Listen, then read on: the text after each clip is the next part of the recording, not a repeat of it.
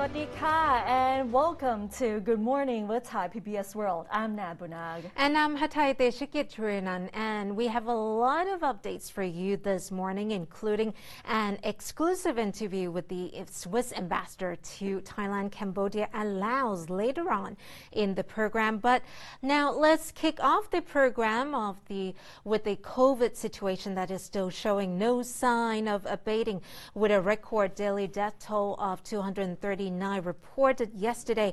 And with the COVID spreading out, there's also a report that the virus has been found in some of the boxes containing Thai durians exported to China, leading to some concerns that export industry may be affected when the economy is already struggling. And a random inspection of 30 boxes of durians from Thailand in the Chinese city of Ganzhou has found the residue of the virus, but the durians were left intact inside the box, so any contamination has been contained. It is worried, though, that the damage has been done.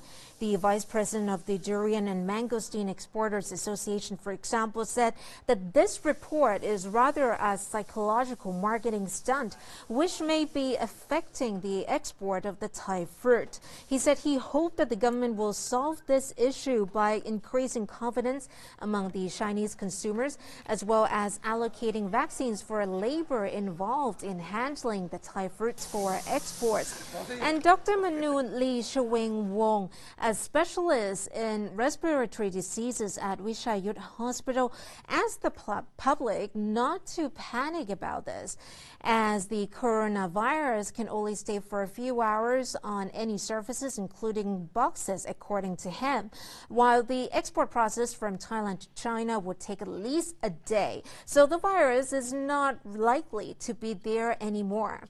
But he did say, although it might be hard to prevent transmission during the handling of the packages, receivers can protect themselves by washing their hands after touching the boxes, but there's no need to disinfect the durians with alcohol spray.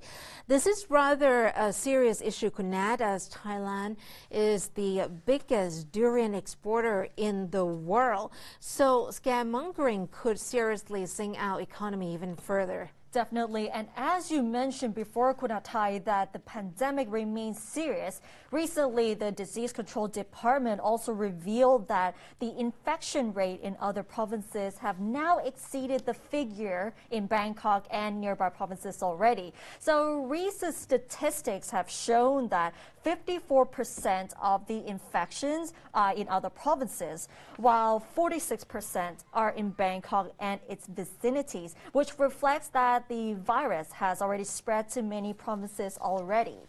So we will still have to remain vigilant, Kunad, because the highly contagious Delta variant is actually becoming dominant and has spread out to many other provinces, actually all over Thailand right now. Especially now that we're seeing very high numbers of new COVID-19 infections every single day. And now let's move on to the issue with the vaccination. We have reported that there is only 7% of the population that have been fully inoculated against COVID-19. But with only mainly Sinovac, to be honest. And many people have been reporting that the Sinovac vaccines have lower efficacy compared to other vaccines. And this also reflects the lack of vaccines of higher efficacy in Thailand as well. So, because of the current shortage of AstraZeneca and other vaccines, especially with the mRNA type, Thailand is seeking to borrow 150,000 doses of AstraZeneca from Bhutan before returning the same amount in the future when the situation improves. The Thai government has ordered a total of 61 million doses of AstraZeneca produced by Thai firm Siam Bioscience to be delivered by the end of this year. So in most of the months, in the second half of this year, the government's initial plan was that 10 million doses will be delivered each month. But now the company said that it can deliver only 5 to 6 million doses a month, with the end of the year deadline postponed up until next year. And speaking of Bhutan, Bhutan is a country of less than 1 million people, and it started its vaccination since March and has administered over 1 million doses already. And it has also recorded less than 3,000 cases and just 3 deaths. And according to the Ministry of Foreign Affairs, the agreement is being reviewed by the government, so this is not final yet. Exactly. And still on the topic of shortage of quality vaccine, Kunat, now that Thailand has received its first but also limited edition of Pfizer vaccine with 1.5 million doses from the U.S. government, it is also no surprise that most people want a piece of this mRNA vaccine for themselves and their loved ones, even though, of course, it's mainly for medics and other prioritized groups. Exactly. So there have been reports of nepotism and misconduct in which a hospital director in Nakhon Ratchasima got his wife inoculated with the Pfizer vaccine sent for medics at the hospital, while the chief pharmacist at the same hospital also got her husband jabbed with Pfizer as well. And there's another case, Kunad, in Nakhon Si Thammarat, in which a doctor has to resign after it was found that she got her sister a Pfizer shot. And all these cases just point to desperation, sadly, because especially now that the infections still show no sign of slowing down. Exactly. And speaking of the vaccines, we have some good news, though. It will take a while eventually, as a few Thai COVID vaccine candidates are being made and tested, and one of them, being developed by the Government Pharmaceutical Organization, or GPO, is entering the second phase in its clinical trials. The HXP GPO vaccine candidate is going through the second phase of human trials this week after the completion of the first phase trials, which show satisfactory immune responses in human specimens. The new clinical trials are conducted by Mahidol University's Faculty of Tropical Medicine and commissioned by the GPO. Meanwhile, the GPO director, Dr. Witun Dan Witboon, said the trials will involve up to 250 volunteers who are in good health, who have not been inoculated with any COVID-19 vaccine, and are not infected by the virus.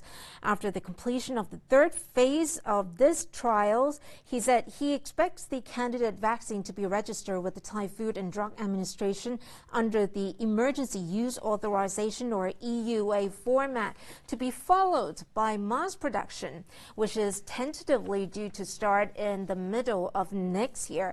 The plan has the capacity to roll out 20 to 30 million doses of vaccine a year and can be expanded to produce more vaccines on a continuous basis. And he also said the vaccine yield should be enough to meet the requirement of 10 to 15 million Thais. And I'm pretty sure that many people are wondering what are the undesirable side effects of this vaccine. So based on the previous trials, the common side effects from this vaccine include muscle pains and headaches, which will disappear after a certain period of time. But the vaccine is capable of stimulating immune response to contain the spread of the contagion at a satisfactory level. And previously, we reported to you that Chulalongkorn University is developing its own mRNA vaccine. So it is nice to hear that Thailand will have its own vaccine to combat against COVID-19. Exactly. And definitely also, as we do have capable hands and scientists, as well as good international friends lending a helping hand.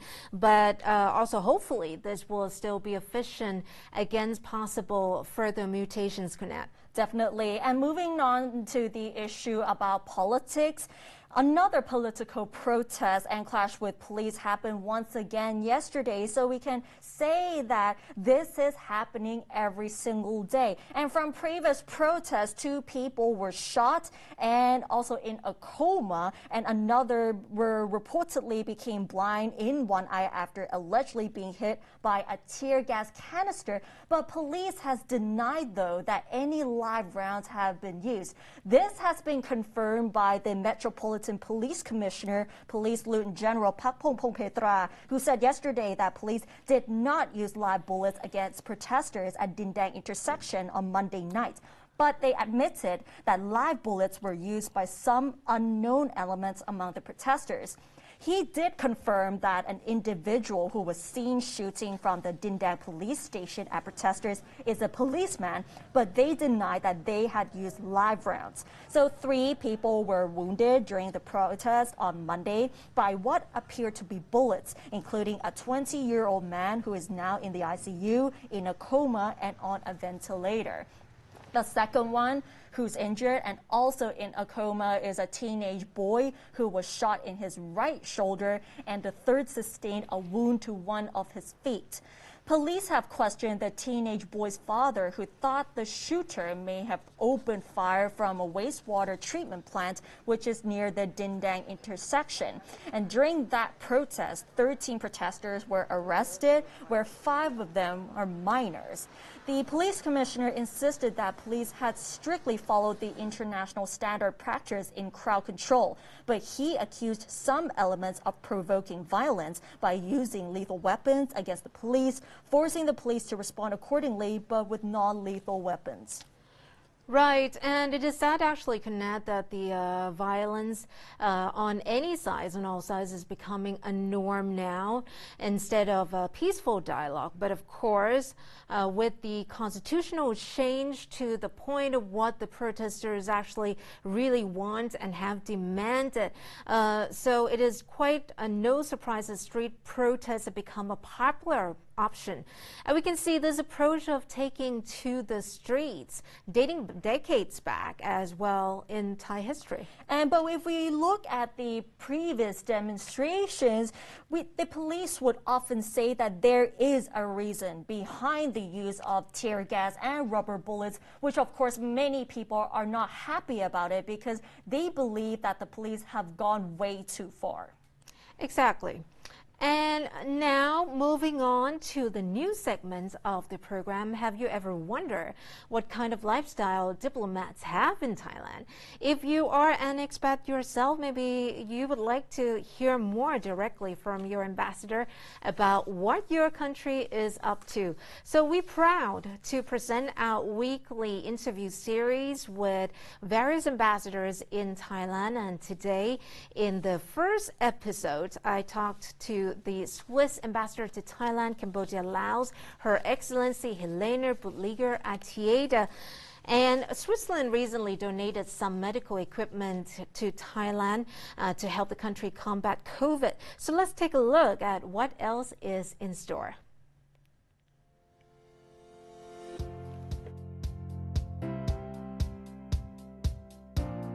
Having arrived in Thailand with her husband and 3 dogs in October 2019, Ambassador Helene Budliger Artieda enjoyed a few months of normality before the pandemic hit. But that doesn't stop her from enjoying her life here and fulfilling her duties. Just when sort of the routine, I guess, would have kicked in, came COVID. And I must say it's been really a sort of up and down journey. Ever since, a lot of crisis management. Around March, April, we had several thousand Swiss tourists in the country. So we were really busy trying to get them out of the country. Afterwards, it was a little bit for us also the phase of allowing Swiss pensioners to return to Thailand, which was complicated for some time. But I must say, last year, since Thailand was doing so good, I also had really opportunity to work on other matters. You know, of course, I traveled, I visited Thailand both professionally and privately. Last year was possible, but I can't really say I've had a moment where I felt that I was in Thailand during normal times. Coming from mountainous Switzerland, the ambassador enjoys both the mountains and beaches in Thailand. I enjoy really both. I've been to Phuket and Samui, really enjoyed it. Aside maybe the fact that you could feel, of course, that many shops were closed and so on, but beaches were pristine. And my husband and I, we took a road trip also. We drove all the way from here up to the Golden Triangle and then to Pai. So we really enjoyed that as well. I think what really stands out with Thailand is this big variety that maybe some of the European tourists are not aware. I'm a big fan of Khao Yai National Park as well, which is relatively close by. Her Excellency talked about the embassy's efforts to help Swiss nationals during this health crisis, especially in terms of vaccination. Maybe the most notable thing that we have started is digital town hall meetings with the Swiss community actually in the region, where we update on the situation and they get to ask us questions that they always wanted to ask. And strangely enough, all of a sudden we're actually much closer to our community than we were before. So, you know, as they say, crisis is also an opportunity. We will not get any vaccines from Switzerland, like, for example, the French have gotten. My government has discussed this, also says that they will revisit the question, but the drive for vaccination is still ongoing in Switzerland. And so they feel it's each country's responsibility. So my government very much feels responsible for the Thai citizens living in Switzerland. I felt it was quite challenging for particularly the elder community here, community members, to access vaccines. So what we have done is we've offered the embassy sort of as an intermediary. So my team phones around the hospitals, organizes group reservations, and then we ask the Swiss to register with us. In terms of bilateral relations, many projects are in the pipeline this year, apart from the donation of 1.1 million antigen test kits and over 100 respirators last month. A Thai-Swiss friendship trail in Khao Yai will be opened in December, while a Swiss corner will be added to the youth center in Yela. And knowledge will be shared on how to operate a multicultural school. This year is really a special year between Thailand and Switzerland because it marks our 90 years of friendship and trade. Since we can't do a big bash, and I think it's not the moment to sort of celebrate per se, because I think the world is really at a different stage, we have decided to actually go for more sustainable projects. We are also looking at supporting a school up north. We have a project that we're doing in one of the border schools, which you know, kids come from different cultural and linguistic background, and since our country knows how to deal with this multilingual school environment, we have decided to collaborate. An unexpected murder of Swiss woman on the resort island of Phuket earlier this month was shocking and is keeping the embassy busy, but Her Excellency is confident that the incident will not affect the sandbox project and Thailand's reopening efforts. As embassy, we're trying to support the family as best as we can. And I really also must thank Thai authorities for the outpour of support and sympathy. I don't think it will have a long-lasting impact on how Swiss people perceive Thailand. I can say in general, I really feel very safe in Thailand. We also had the pleasantly surprising opportunity to talk to the ambassador's husband, who happened to be there. Mr. Alex Artieda de la Sota originally came from Peru, and the couple mainly conversed in Spanish. My life mainly is supporting Helene's job as an ambassador here in Thailand. She's a very active ambassador. That means she keeps me very busy. So I'm trying to make myself a little bit busy also. I love to practice this Thai sport, takraw. I'm learning with some Thai colleagues who works here in the embassy. We play every day at 5:30 in our parking slot. Pandemic or not, the ambassador is planning to discover more of Thailand, her first Asian posting after having been in South Africa and Latin America. It's also my first Asian experience. I mean, of course, I had visited Asia both professionally and privately, but yeah, there is a difference. But that's why we picked this job, because we thrive on getting to know new cultures and new, you know, sort of traditions and new ways of doing things. So I'm really happy that I've come to Thailand. Hatay Deshikitiranan reporting for Thai PBS World.